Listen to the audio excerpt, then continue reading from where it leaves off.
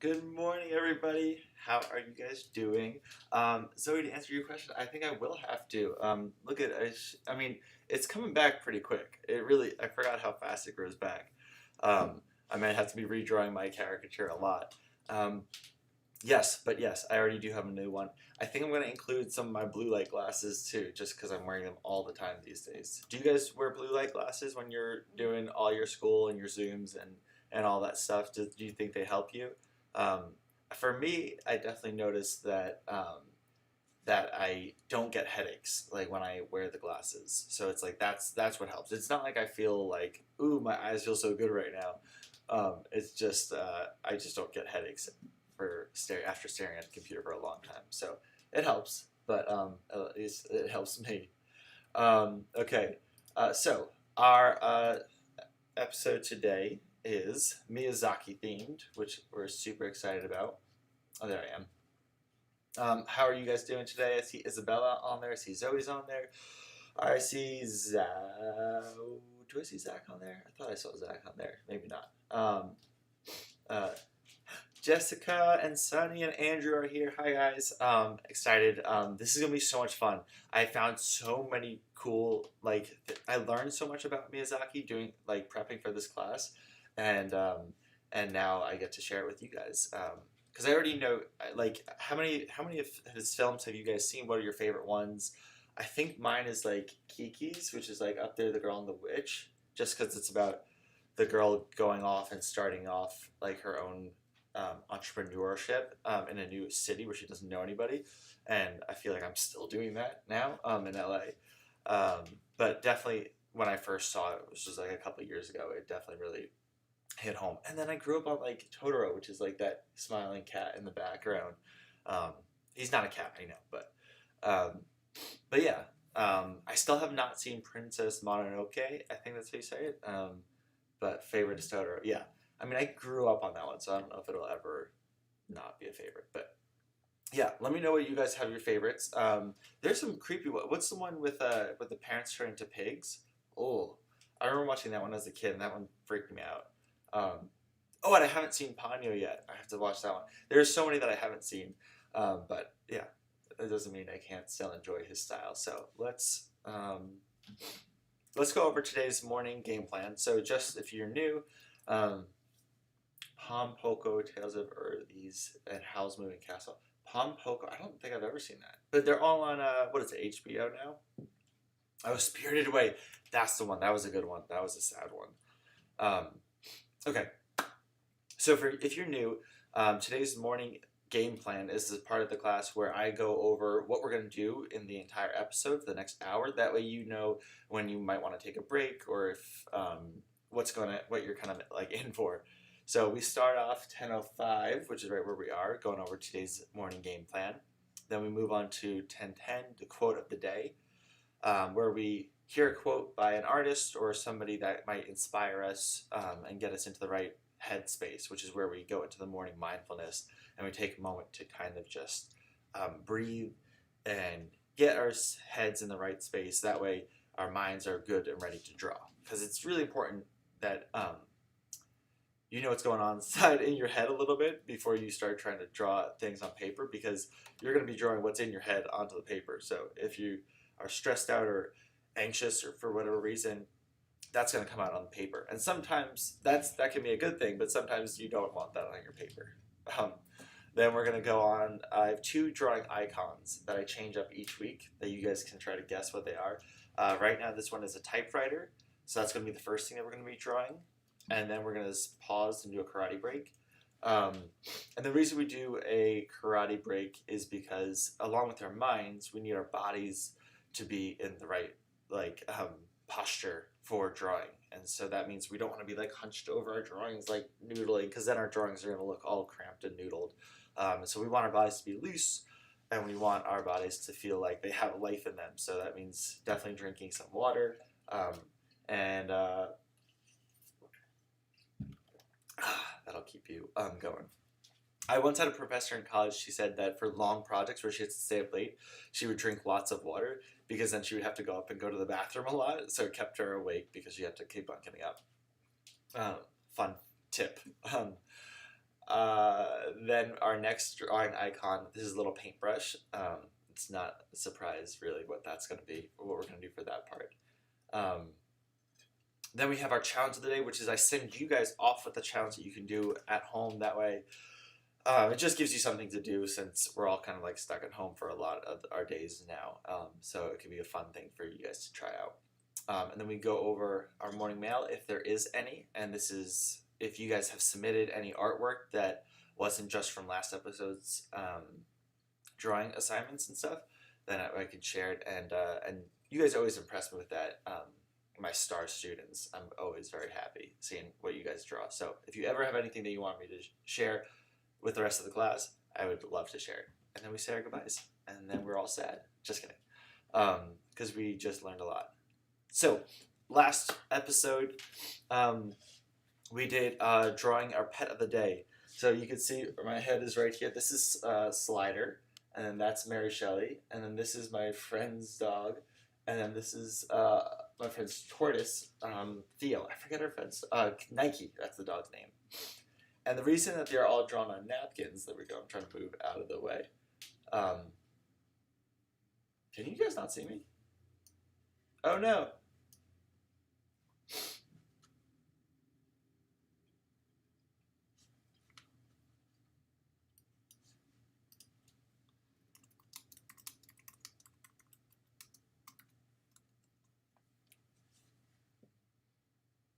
That's weird. It's like loading.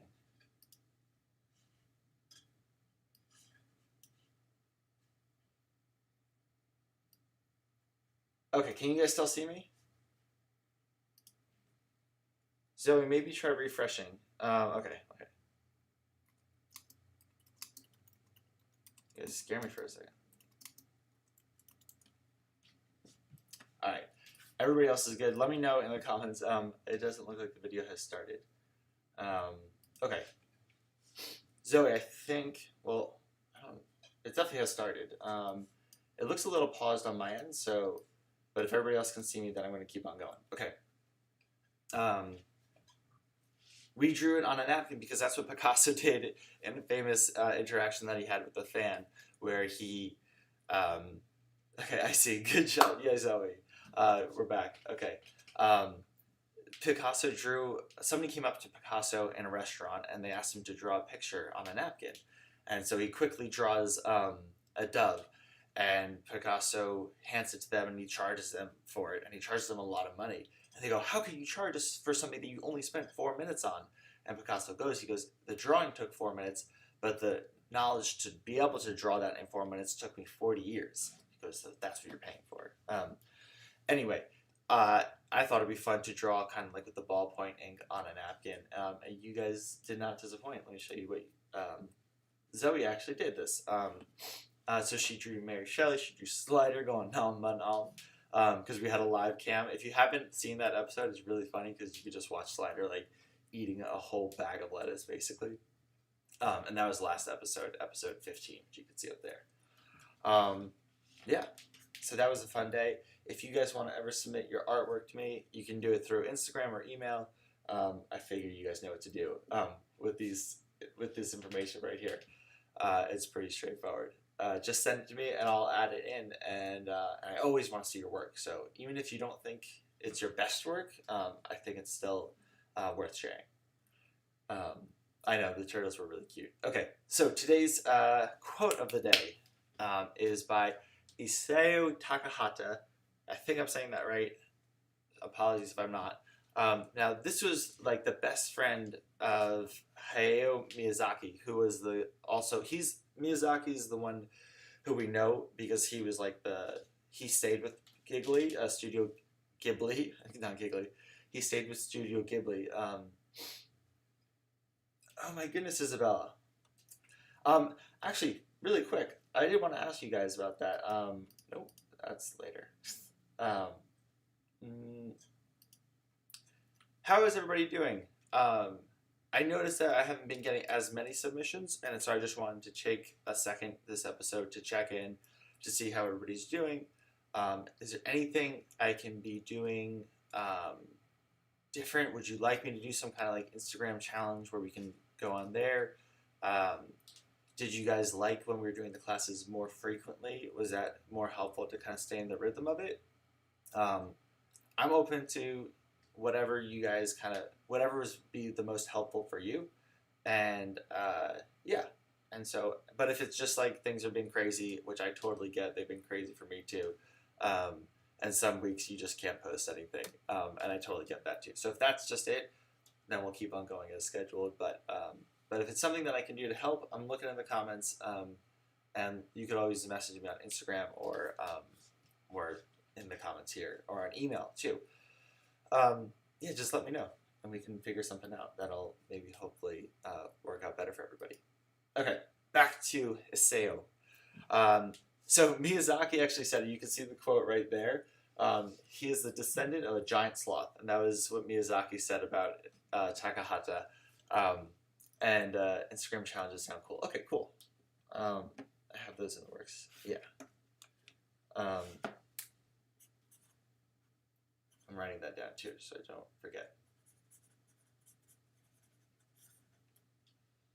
It would be cool if there's a way for me to like pin those comments so that I could just remember them like that.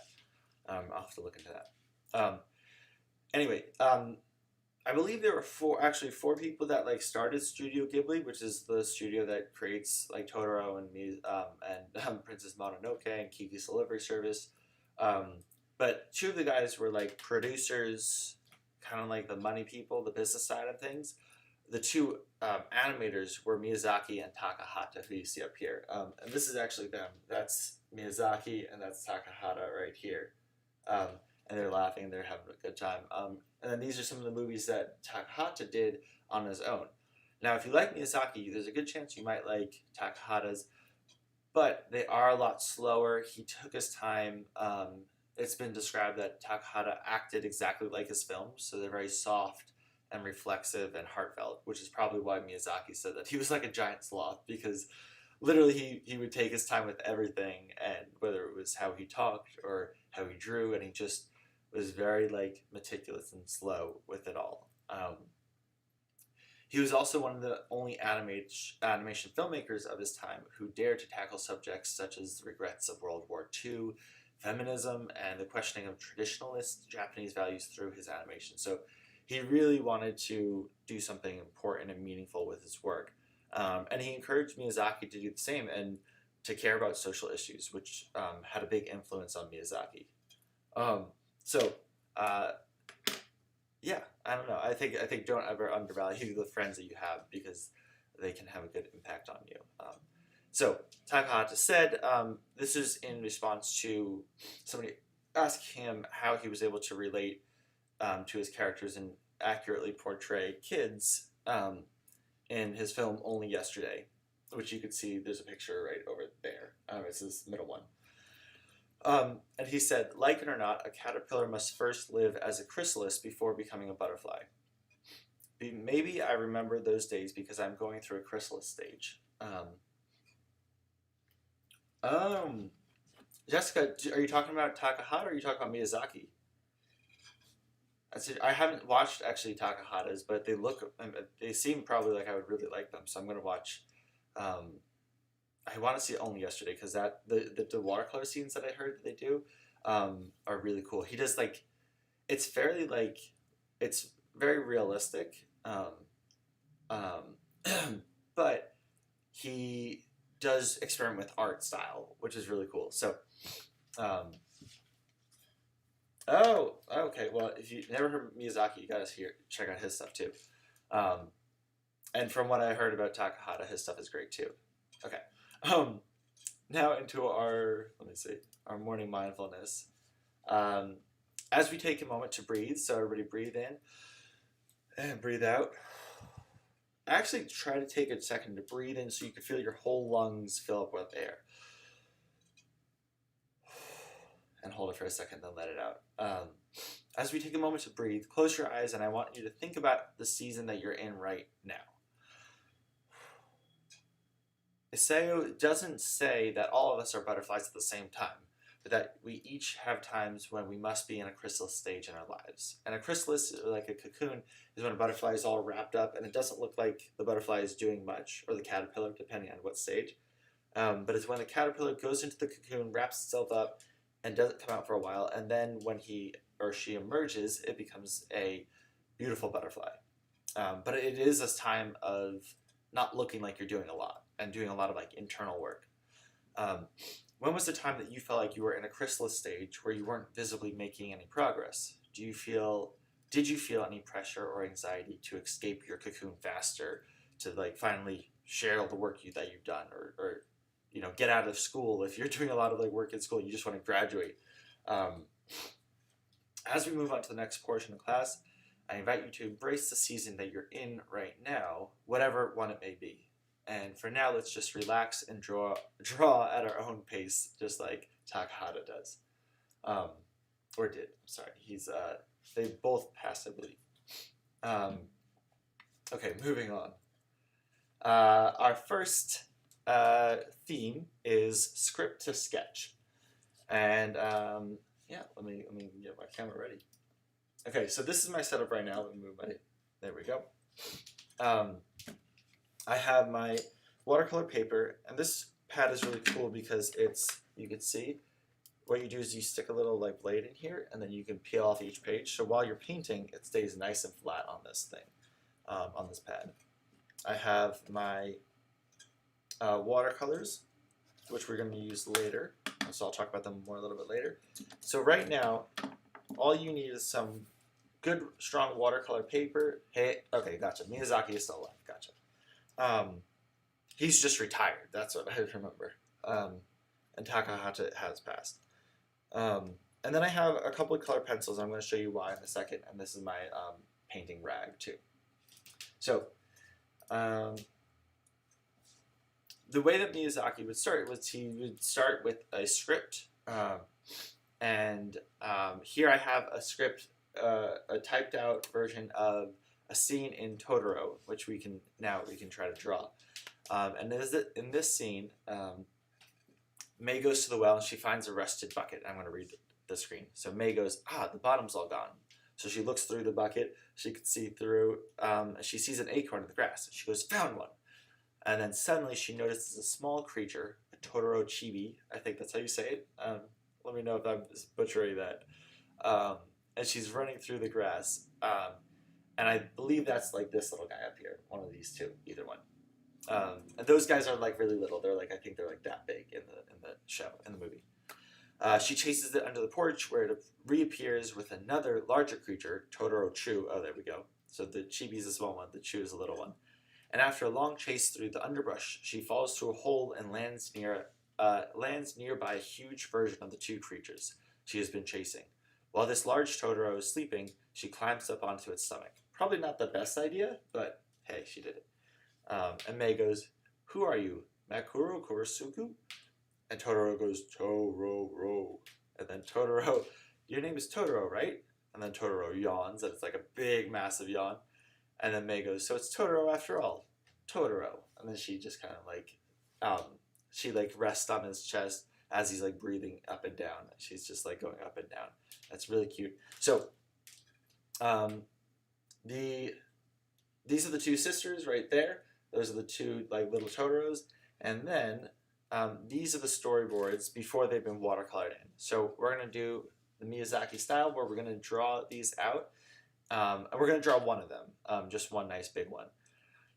So here's May going through. She's chasing the little chibi, I think. Is that what they said? Yeah, chibi. She's chasing them, and you see over there. And then she falls down onto Totoro's chest, and you can see her looking at his big face. And Totoro taking a big, big yawn, breath in.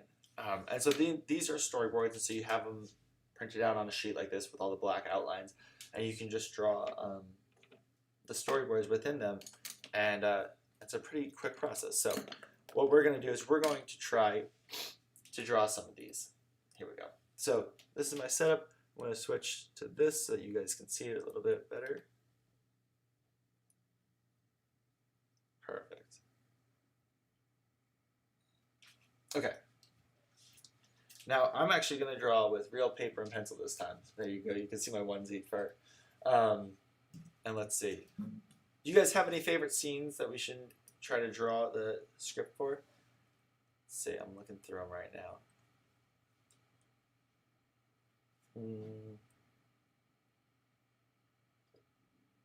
I like the one where you can see May on top of Totoro, and his face, his expression is really funny.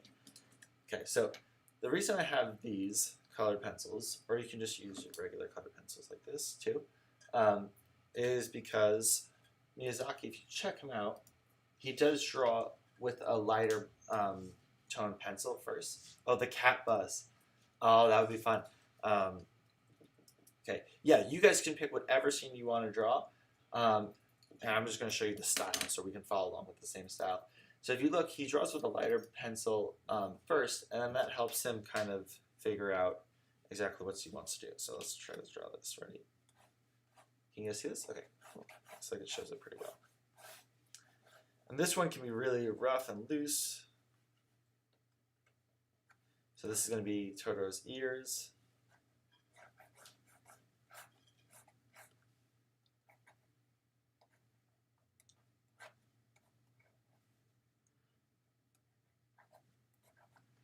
There we go. And this is the part where you can be really, like, if you look, it's really scribbly, really loose. The lines don't even need to connect. It's pretty much just creating, like, a template for me. Almost like a storyboard for my storyboard.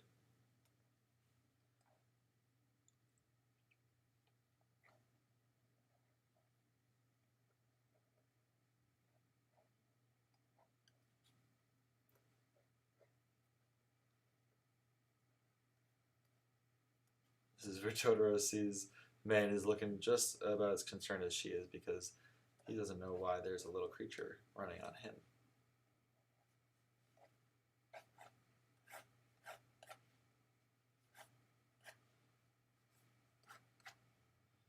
And we'll draw May's head right. Little pigtails.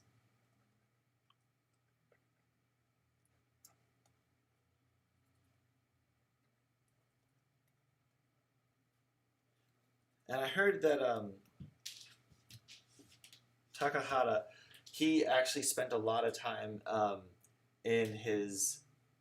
He spent like it was like a whole day because in one of the first films that he made, they showed the characters like cutting a watermelon, and he was like, "It doesn't look good. It looks like they're cutting through bread or like a bagel." And so he literally had all of his animators come in and cut watermelons the entire day and learn how to like animate somebody cutting a watermelon and how you would start like with the like let's say this is watermelon, you'd start with the knife pointed and then you'd like dig it in, as opposed to like a bagel or something where you could just like kind of chop it like that. It's really cool because he shows that ended up becoming one of the really emotional scenes in the in the film, and it was just indicative, which means it shows basically his attention to detail that he has, where he really found like the most little intricacies important, which I love. I think that that's a really cool way to go about art, and I always personally love that style too, where you just pay attention to those little details, those little nuances that you wouldn't normally notice. Okay. This is chest.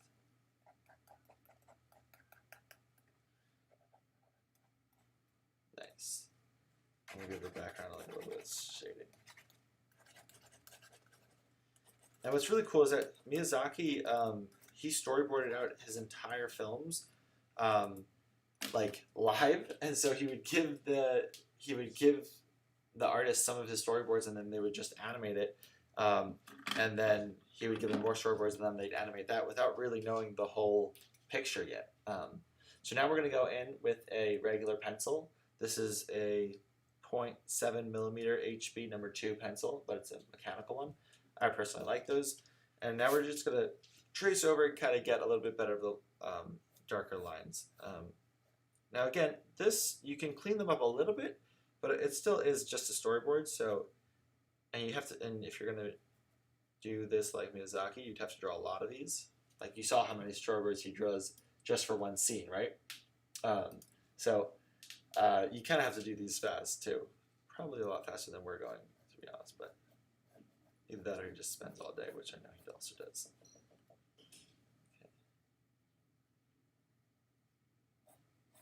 This is the kind of this is the part that I like, because now I really don't even have to think. I could just trace over my own drawings for the most part.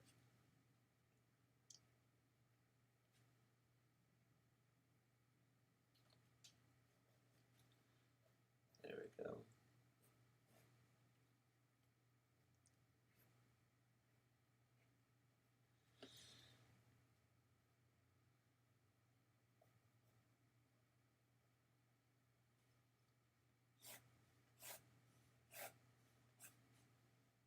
And typical to like the style that Miyazaki grew up in, he draws a lot of very simplified lines. So he tries to draw with as little lines, as few lines as possible.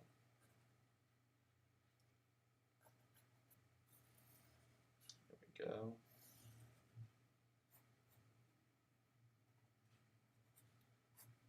And I know I have a tendency to draw more lines than I probably need to, so I'm always trying to simplify my lines. So this is a good practice for me too. And the trick to getting good, like appealing lines is to let them actually flow. Like, don't slow your lines down.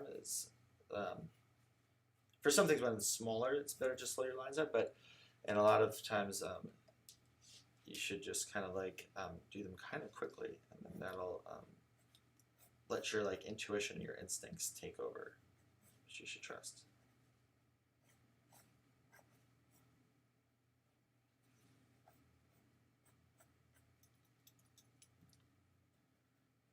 All right, how are you guys doing? Hopefully you're drawing, and it's coming along well.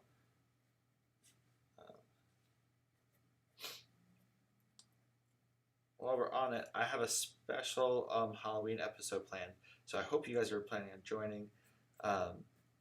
Do you guys know what you're going to be for Halloween? Are you guys going to even do trick or treating? Are they doing trick or treating where you are?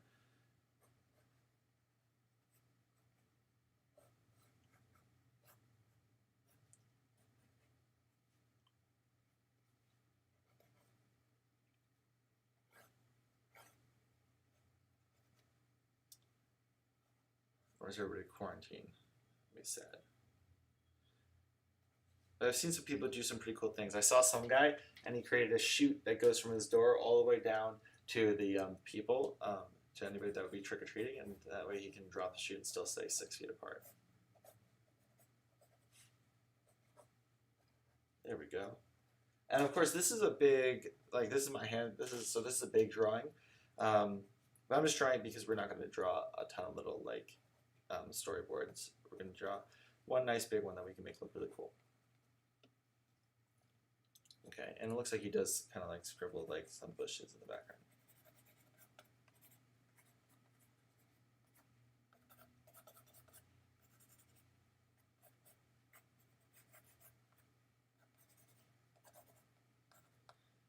Put that little scribbles here, scribble, scribble. There we go.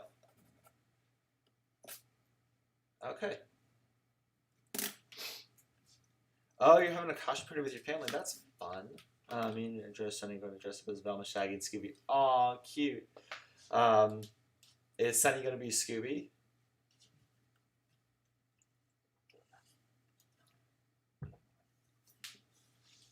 I want to draw all day. Well, we are definitely going to draw. I'm going to be in costume, and I have a special. I really want to share the surprise, but I don't. I want to hold the suspense. But I have a really fun way for all of us to kind of do some like dress up while we're like to do some costumes during the class, which will be a lot of fun. So okay, so we're gonna pause this right now because it is 10:30, and it's time to do our next portion of the class, which is our karate break.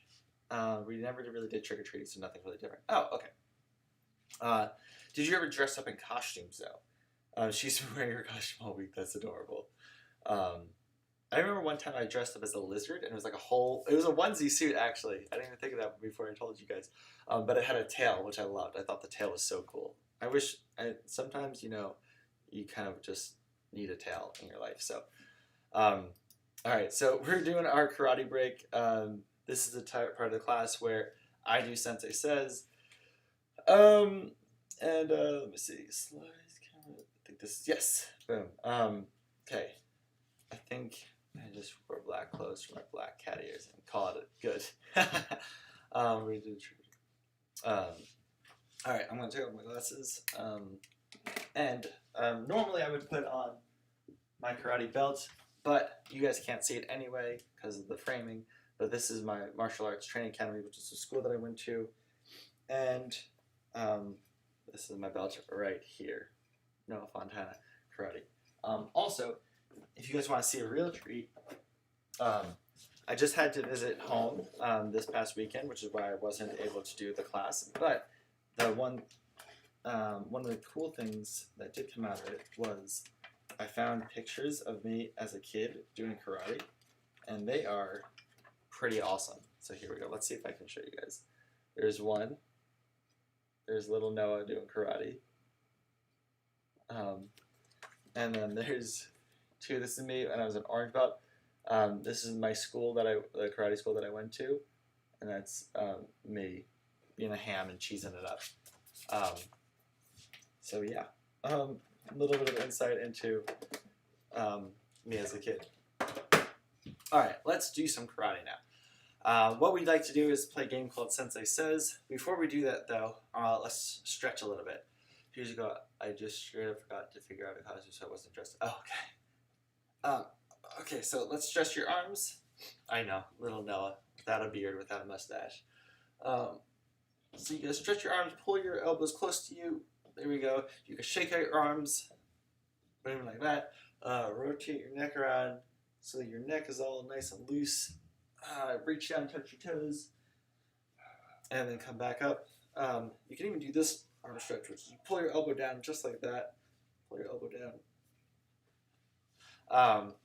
And now we should be all loose enough that we can do some karate. So, when I say Sensei Says, you do the move. If I don't say Sensei Says, you don't do the move. And it recently came to my attention that I was playing this game wrong, where I would wait until the very last one to not say Sensei Says, and then end the round like that. And my cousins told me that that's not how you play Sensei Says or Simon Says. And what you're supposed to do is intersperse it. So say a few of them Sensei Says, and then don't say Sensei Says, and then say more Sensei Says, and just keep on going and mixing them all up. So that makes it a lot harder. So I am ready to get you guys out this time. Okay. We're going to start right here with the kicks. We have front kick, back kick, side kick, which you probably won't be able to see me do anyway, but let's do it. Ready? Sensei Says front kick. Sensei Says side kick. Sensei Says back kick. Sensei Says front kick. Sensei Says side kick. Back kick. Sensei Says front kick. Side kick. Oh, Sensei Says back kick. Sensei Says front kick. Side kick. Sensei Says back kick. Oh yes, Zoe, I saw your comment. I am, and I guess you didn't see it when I answered your question earlier today. I already did actually, but I'm just waiting to release it in a little bit. You'll see it soon though. But yeah, it's always just fun when I change my look to redraw the character, and also it helps me like update the character because usually I've gotten a little bit better at drawing in the span of the characters. So yes, he is already drawn and ready to go. And it includes my blue light glasses too, because I figure I'll be wearing these for a while since we're stuck inside for a while. Okay, and I'm doing YouTube now, so this is fun. We're gonna go to round 2. Did anybody get out from that first round? It was pretty mellow. Next round, we're gonna add blocks. We're gonna do kicks and blocks. We're gonna do cross block, middle block, rising block, down block, and a parry. A parry is like this. You just kind of open hand. You could do side parries like this too, but we're just gonna do one where it's like a windshield wiper. And then let's do it. Ready? And Sensei Says rising block. Sensei Says middle block. Sensei Says cross block. Sensei Says down block. Sensei Says parry. Sensei Says parry. Sensei Says middle block. Cross block. Rising block. Sensei Says middle block. Sensei Says cross block. Sensei Says down block. Cross block. Middle block. Parry. Parry. Sensei Says middle block. Sensei Says parry. Sensei Says rising block. Cross block. Middle block. Sensei Says cross block. Sensei Says parry. Down block. All right. It's like harder for me to say it this way, to not to like try to like think it through in my head. It's already hard enough for me to like think through all the moves and do them at the same time. Not that I'm complaining. I think I can still get you guys out. Ready for round three? Okay, here we go. Round three, we're going to. Oh, you know what I gotta do? I gotta brighten this up. Nope, not that way.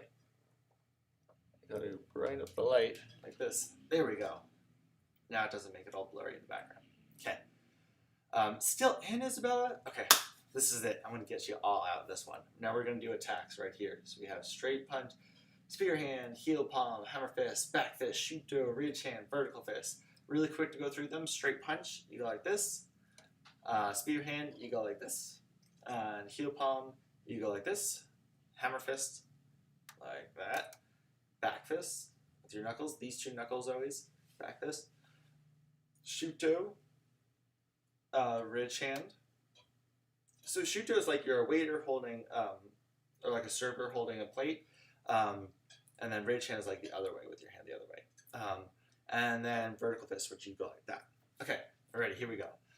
When I was doing character class, we played a game like this occasionally. Oh, nice. Okay, don't forget to drink your water, guys, too. I just say that because like I'm getting thirsty now. Okay.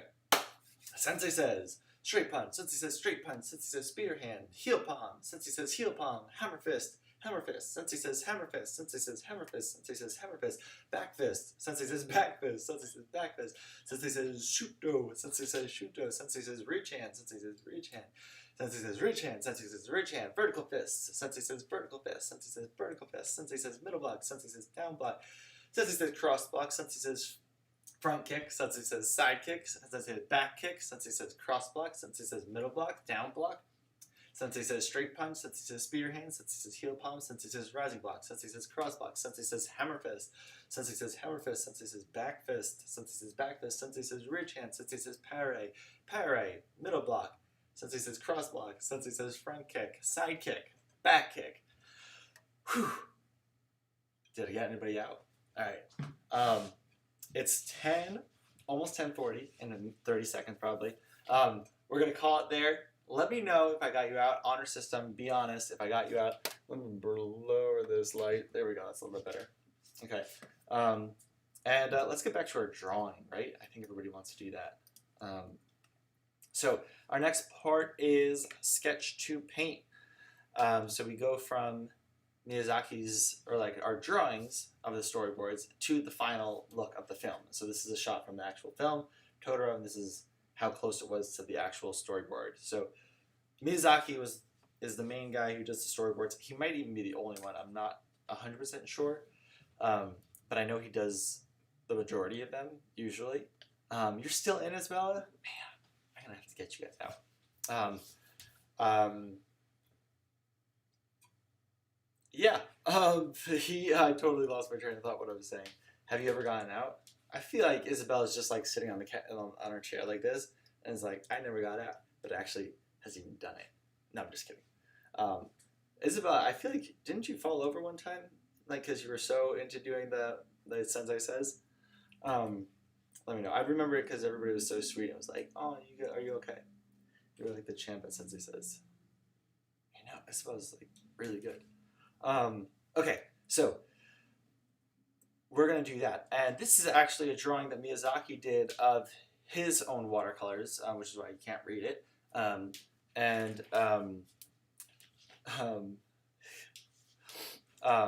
Sorry. And so he kind of lays out how he lays out his colors. So he has like his greens, his blues, his dark blues. So he has like three kind of like cool color palettes right there. Then he has his warm colors, then he has his dark colors, and then he has his black, which is like way in the top right corner of his thing. And so my palette is kind of similar to that, actually. So here, I'm going to show you guys right now. So here's my Winsor Newton, which you can see. There we go. Winsor Newton. And this is what happens when you open it up. What's really cool is that it comes with this little brush right here.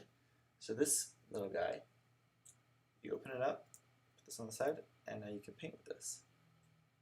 Like that. Fun fact, I've actually never used this brush because the one thing this brush doesn't have is, and I think that back of this is actually also like a stylus too, which is kind of cool. It doesn't have water, so that's why I use these brushes, which are super inexpensive too.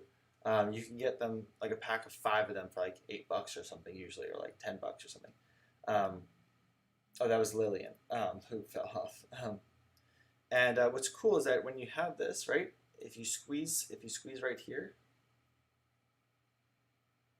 water comes out, and then you can paint just like that. And so it makes watercoloring really easy because then you can just, all you need is this kit, the brush, and then a pad to draw on. This Winsor Newton, I think it costs less than $20, but it's a little bit more expensive than like less expensive than like one of the ones that you would get at a craft store. But the colors are very nice and vibrant, so I personally like it. I feel like after I spent a lot of time in college using the less expensive kits, I'll show you one here.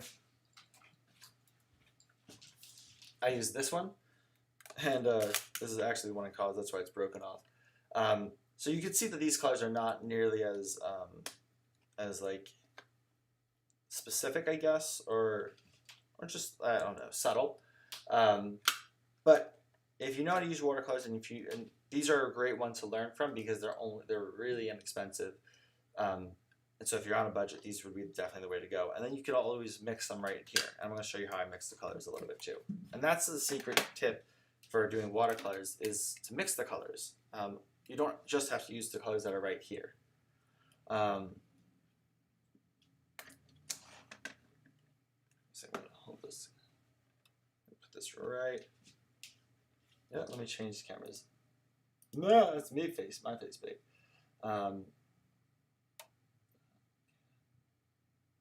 Oh, here we go. This is what we have to do. So now you can see it a little bit better. Okay.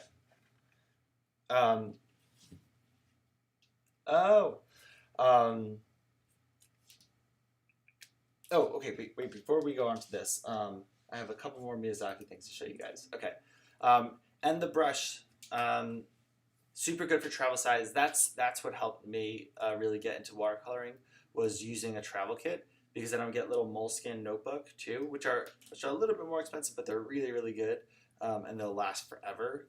So if you're gonna carry it around with you, it might be worth it to invest in like a slightly more expensive one, especially if you're gonna do watercolors. If you're just gonna do like pencil or pen drawings, you probably don't need one that's a little bit more expensive.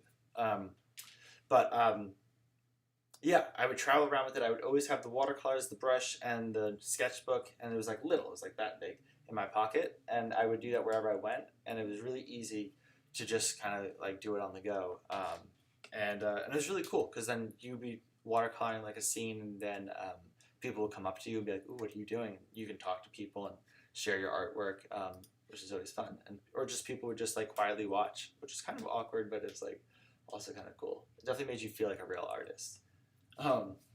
Like how you romanticize them. These are some of Miyazaki's watercolors, and you can see that he keeps them fairly like loose, not really. Again, like his drawings, very almost like simple and loose, and yeah.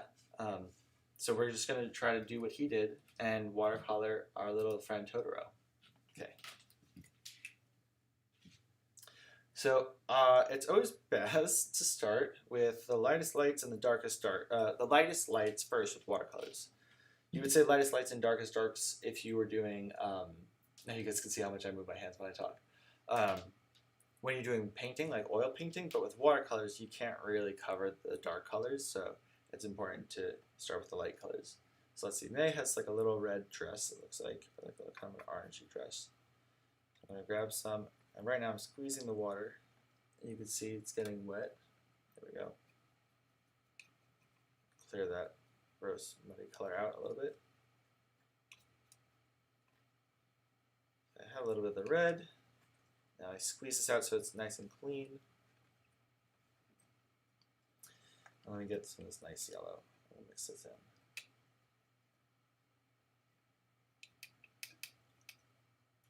There we go. Let's draw.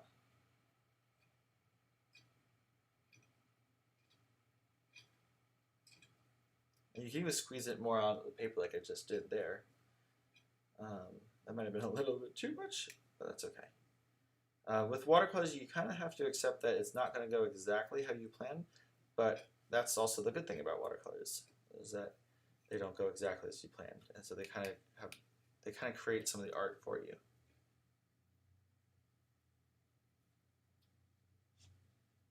Yes, that is nice and wet, and you can always dab it with a paper towel if you want to. Okay, she's got dark hair, so let's do her skin tone next. So with skin, the trick for making skin, I'm going to do it on this side actually, is you create basically like a pink color, but you mix it with the yellow and the red, and then you just lighten it up just like I just did.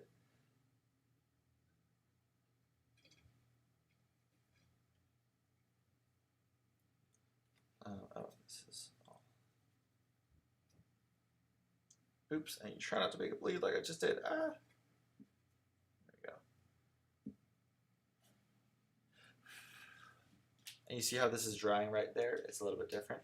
Let's see, I can show you guys a close-up. Like that. We'll have to go back and fix that a little bit. Let's see, she's not wearing a hat in any of these. Yeah, okay, let's do some of the greenery in the background then, while we let her dry. So here we have some of this green.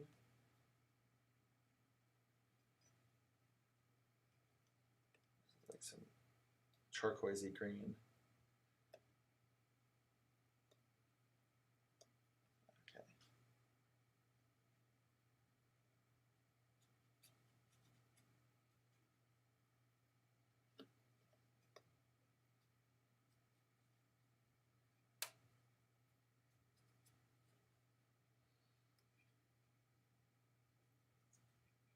All right.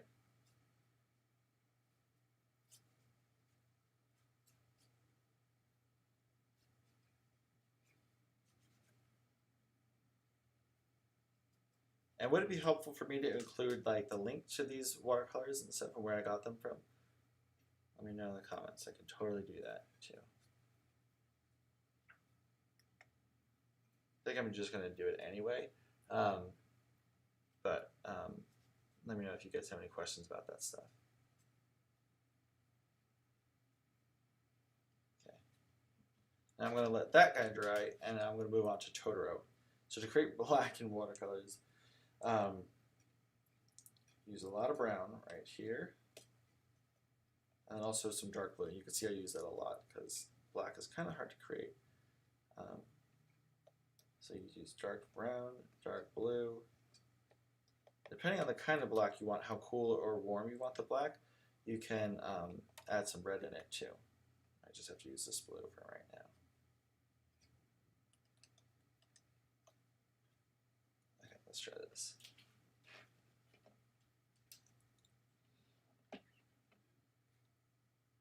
Oh yeah, that's really nice. That's perfect.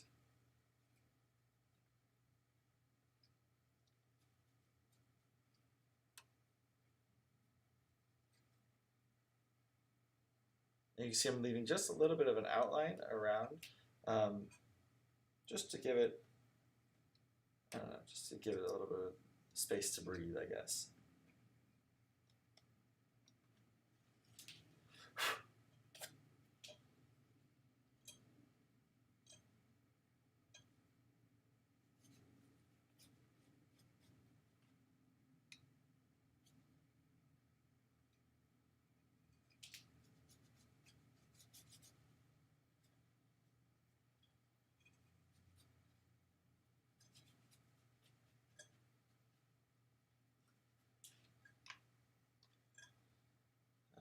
Alright, these are coming along nicely.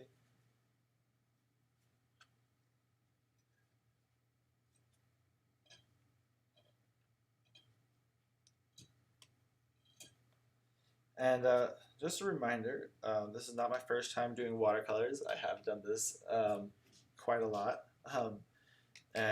So if you're trying to follow along and they don't look exactly alike, or you're struggling with the watercolors, That is 100% part of the process. And I mean, I've gone through so many of these watercolor kits and like these brushes, um, just because they break and like troubleshooting and all that stuff. So um, it's all part of the process. And these ones I found I particularly like. So you might not like them yourself, and that's totally okay. Um, Becoming an artist is all about figuring out the things that you like too. This is also this is actually a watercolor pad that I won in a raffle when I went to an art store just to buy supplies for school. And school like art supplies are pretty expensive. Um, so you have to pick and choose what you want to spend your money on. Um, and this pad I definitely would never have spent money on just because I usually go for like the Bristol pads that are a little bit less expensive because I was doing a lot of like sketching with watercolors, so I wasn't trying to do like final work. Even for the final work, I was actually still using the Bristol boards. But yeah, I won this pad, and it's perfect for this because it doesn't warp while I'm drawing, which is good because then you guys can see it pretty clearly. But for a long time, I never even used it because I was like nervous about wrecking it or like not doing a good enough piece on it. Um, and then you just kind of learn to let it go. Okay. All right. So there's Totoro, looking cute. That I have a brush like that. I finally found it. Found out what it does. Oh yay! Cool. So I'm dabbing right here on the brush when I put my hand out of the screen like that. Let's do May's hair actually because she's got a similar black hair as Totoro. For hers, maybe I'll make it a little bit warmer, so I'll add some of the red to it. I should have been showing you guys this. There's a little bit of blue, so someone's gonna be like, "Oh man, that blue is strong." Let's try this. Oh yeah, that looks like straight up black. It's gonna dry a little bit lighter, so I'm gonna dry almost like purplish.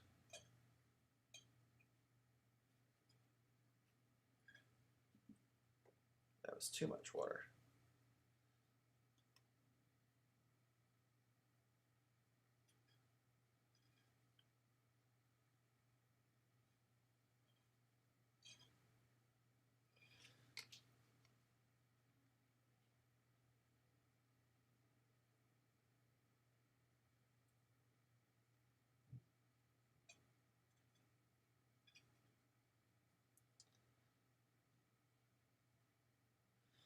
There we go, May. This is always such a relaxing scene in the movie because she ends up just like laying down on her stomach and watching him sleep. And if you ever watched like a cat sleep, it's pretty relaxing.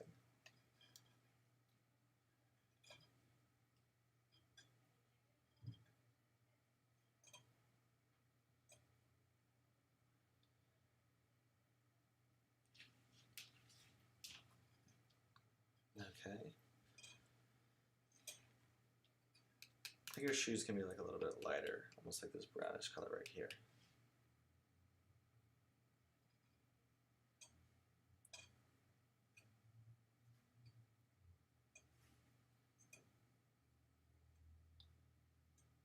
There we go. We're doing time. Ooh, we got 5 minutes. Okay. The only thing I would really add would be like a lighter yellow for his chest right there. So I'll finish that later.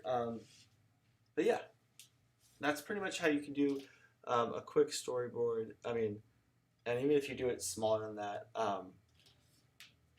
you could do it a lot faster too. And so that's how Miyazaki did his storyboards.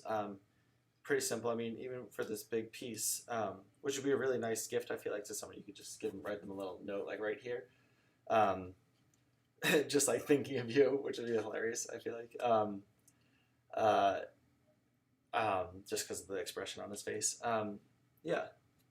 Yeah, that's it.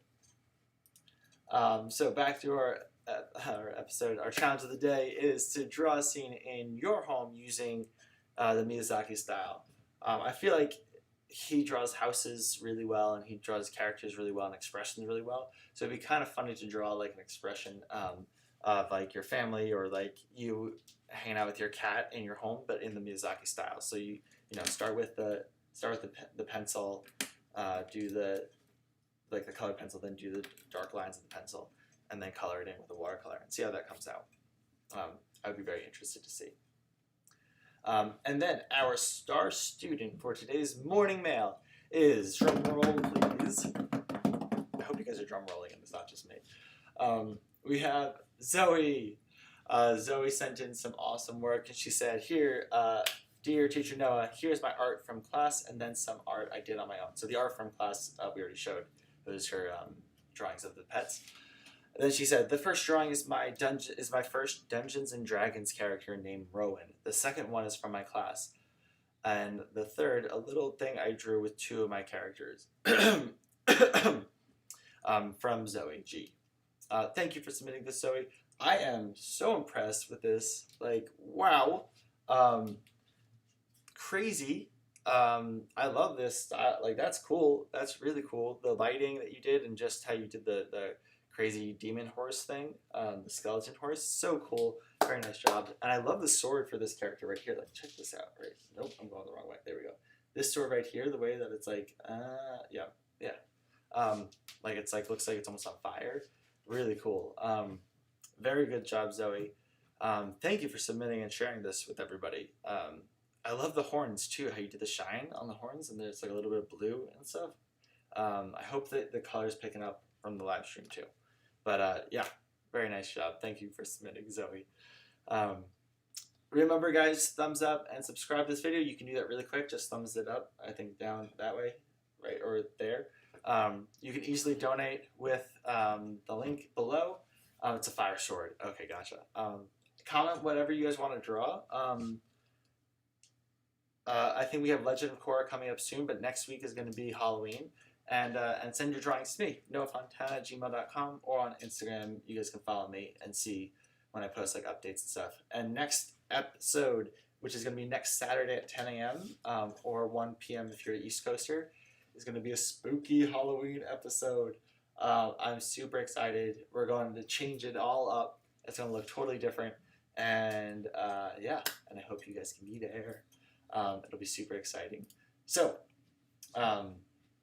I will see you guys later, and bye.